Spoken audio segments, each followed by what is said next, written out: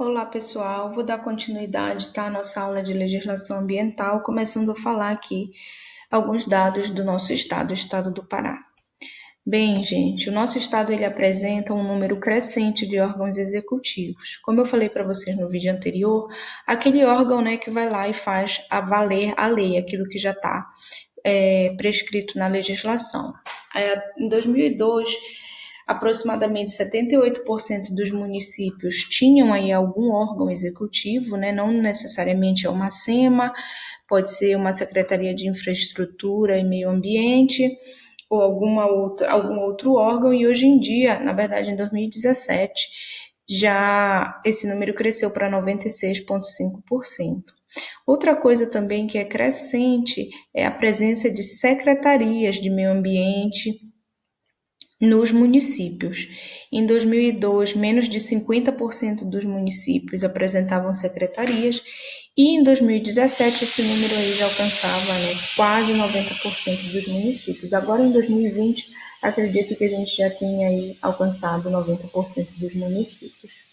Quanto aos conselhos de meio ambiente, gente, agora em 2000, os dados de 2017 mostram que eles já estão presentes em 42% dos municípios, quase 48%. Hoje em dia, talvez isso já esteja mais próximo de 50%. E o que é um conselho do meio ambiente, né? Conselho do meio ambiente, gente, é qualquer órgão, tá? Pode ser, por exemplo, uma ONG ou pode ser uma associação de moradores que trate do tema meio ambiente de maneira séria. Para ele ser considerado um conselho ativo, esse órgão ele precisa se reunir pelo menos uma vez no ano. Caso contrário, ele é inativo, então ele não pode entrar aí nessa estatística. Então, em 2017, quase 43% dos conselhos que existiam estavam ativos. Bem, essa tabela aí ela mostra quais os municípios estão aptos para exercer a gestão ambiental, tá? Esses dados são da SEMAS, né, a Secretaria de Meio Ambiente e Sustentabilidade do nosso estado. E como vocês podem ver, o número ele vem crescendo, como eu falei para vocês. Em 2017, 115 municípios eles estavam aptos para exercer a legislação, né, para fazer valer aí, executar aquilo que já está na lei. Em 2020, esse número aumentou para 127. E se vocês olharem aí no cantinho direito, tem em vermelho, né, o município de Tomé-Açu. Esses que estão em amarelo, eles são municípios que são parcialmente aptos a exercer essa gestão, ou seja, para muitos processos, né, eles são dependentes aí de um outro município ou até mesmo da capital. Gente, falei para vocês que a nossa gestão ambiental ela é descentralizada, ou seja, o município tem o seu papel, o estado tem o seu papel e o governo federal também tem o seu papel. O que acontece quando existe aí uma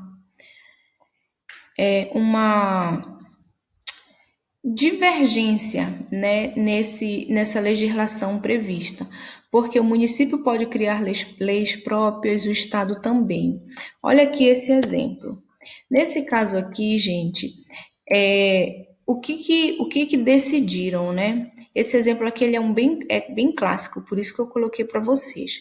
A terceira Câmara de Direito Público do TJ, em análise de agravo de instrumento interposto de decisão liminar da comarca de Armazém, decidiu que eventuais divergências quanto à limitação da área de preservação permanente em área rural existentes entre o Código Florestal, ou seja, o Código Florestal Federal, né, e o Código Ambiental de Santa Catarina, olha aí, estadual, devem ser resolvidos em favor da norma que melhor resguarde o meio ambiente. Então, gente, o que isso mostra? Que, no geral, aquilo que prevalece é a lei, né, mais restritiva, certo?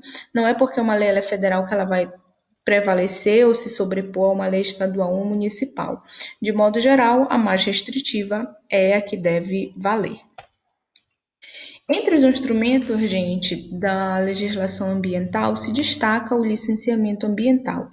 O licenciamento, ele é o procedimento aí pelo qual o órgão competente, né, no seu município ou no seu estado, vai licenciar alguma atividade que vai ser realizada.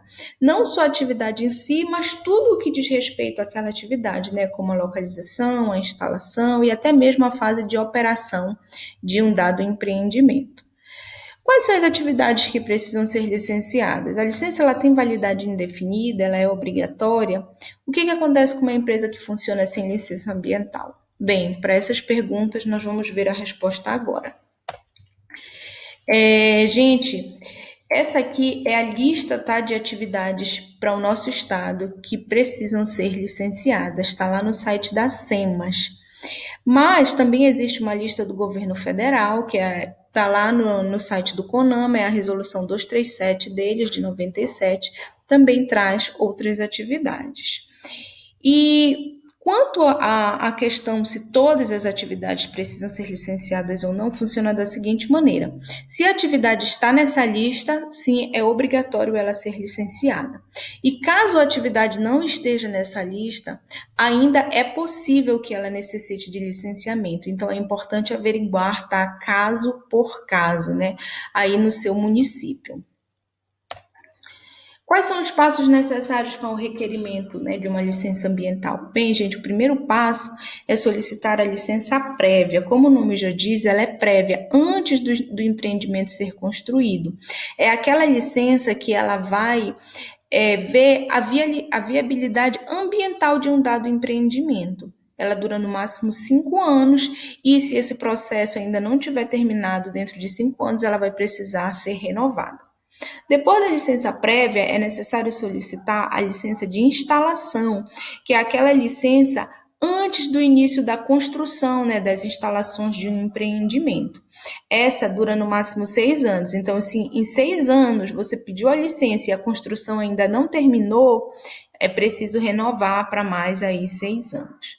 E por fim, a licença de operação, que é aquela que é necessário, né, quando as atividades do empreendimento vão de fato começar. E aí ela pode durar de 4 a 10 anos e precisa ser renovada aí sempre que as atividades ainda estiverem ocorrendo e essa licença vencer. Além disso, gente, é necessário identificar, né, para quem que o empreendedor ele deve pedir a licença. Se o município for apto a dar essa licença, ele pode pedir no município, caso contrário, ele vai ter que ver no estado. E em casos específicos, quem vai dar essa licença é o governo federal. Tá? Mais especificamente, quando os potenciais impactos de um dado empreendimento ultrapassem os limites do estado. Então, vamos supor que existe um empreendimento aqui no estado do Pará, mas os impactos desse empreendimento vão aí atravessar fronteiras e atingir o estado do Maranhão. Então, nesse caso, o licenciamento ele tem que ser pedido, tá, na escala federal, e quem vai fazer isso é o IBAMA. Além disso, é necessário o empreendedor solicitar o cadastro da atividade que ele vai realizar. Com esse cadastro em mãos, ele pode aí fazer o requerimento da licença. Para isso, é preciso pagar algumas taxas, anexar lá uma listagem de documentos que é pedido e incluir esse cadastro industrial que já deve ter sido feito no passo anterior. Com tudo isso em mãos, é possível formalizar, né, a abertura e o processo de licenciamento ambiental. No estado do Pará, gente, o órgão que é competente aí para conceder o licenciamento é a SEMAS, né, a Secretaria de Meio Ambiente e Sustentabilidade.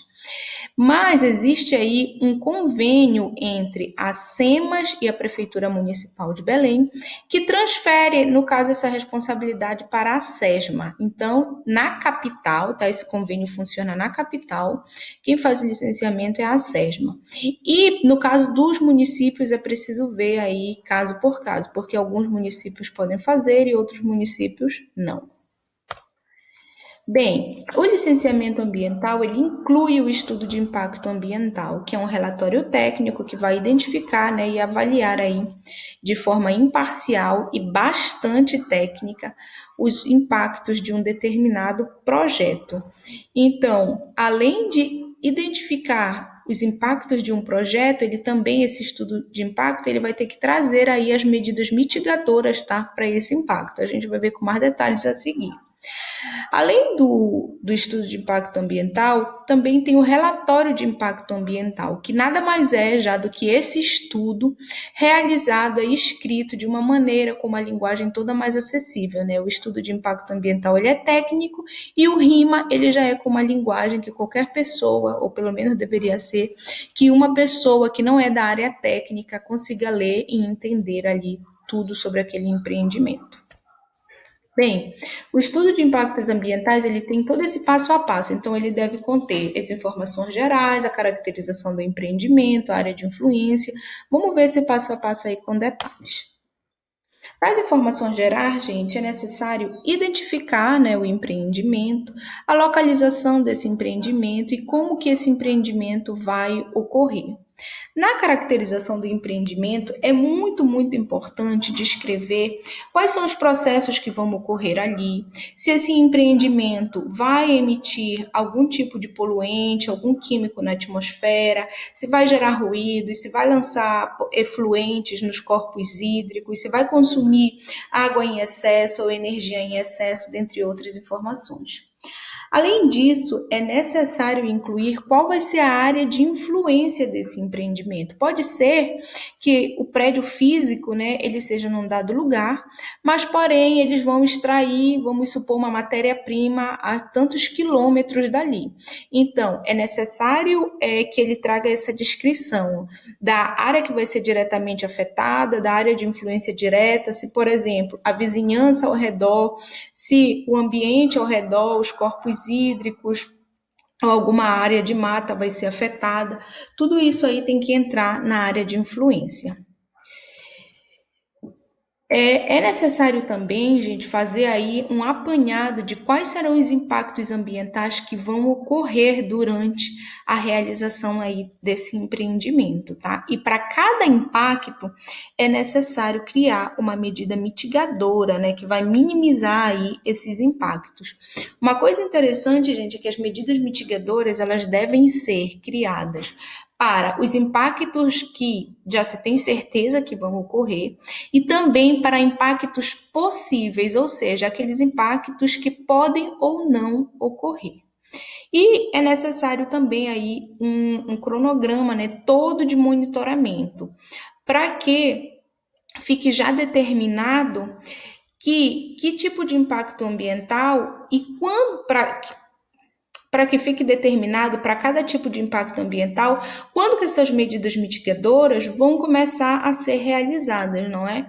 Então, por exemplo, se existe um risco, a possibilidade não é de tal impacto, quando que a medida mitigadora vai começar a ser realizada? Só quando esse impacto ocorrer ou desde o princípio? Tudo isso aí tem a ver, tá, com essa parte do monitoramento.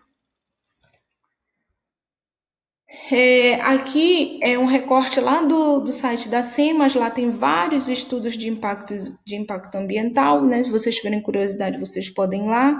Também tem RIMA e vocês podem comparar aí o EIA e o RIMA. É o mesmo documento, né? Só que com linguagens diferentes. O RIMA, gente, é o seguinte, uma vez que ele está pronto, ele deve ser publicado em edital, tá? E divulgado para a sociedade.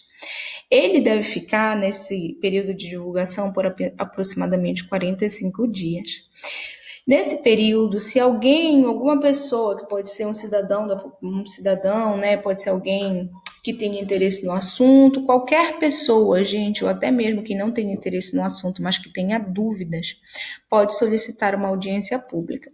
Se mais de 50 pessoas solicitarem essa audiência pública, ela deve ocorrer. E aí, durante essa audiência pública, né, as pessoas ali presentes podem tirar todas as dúvidas, fazer questionamentos, e só depois da audiência pública é que o órgão licenciador ele vai liberar ou indeferir a licença. E é importante ressaltar que a audiência pública não necessariamente ocorre só uma. Enquanto houverem dúvidas, questionamentos, elas podem ocorrer, né? Então, pode ser mais de uma. E a partir daí, o licenciamento vai ser liberado ou indeferido.